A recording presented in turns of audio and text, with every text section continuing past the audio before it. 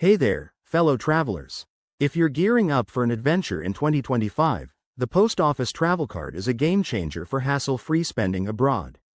In this quick guide, I'll walk you through the simple steps to activate your card, so you can focus on exploring instead of dealing with tech troubles. Let's dive right in. First things first, once you've received your Post Office Travel Card in the mail, unpack it carefully and check for any enclosed instructions or activation codes. These are crucial, so don't toss them aside. Head over to the official Post Office website or download their app. It's super user-friendly and optimized for 2025's latest tech. Step 1. Create an account if you haven't already. You'll need to provide your basic details like your name, email, and phone number.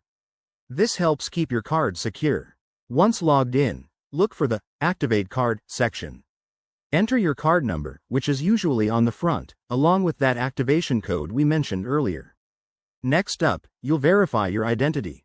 This might involve a quick email confirmation or a text message with a one-time code. Think of it as a security high five. After verification, hit that Activate button and voila, your card is live. But wait, don't rush off just yet. It's a good idea to test it by making a small transaction or checking your balance online to ensure everything's working smoothly. One more tip for 2025. If you're tech-savvy, enable any new biometric features like fingerprint or facial recognition for even faster access. Remember, activating your card ahead of time avoids any last-minute stress at the airport. There you have it. Activating your Post Office Travel Card is straightforward and takes just a few minutes.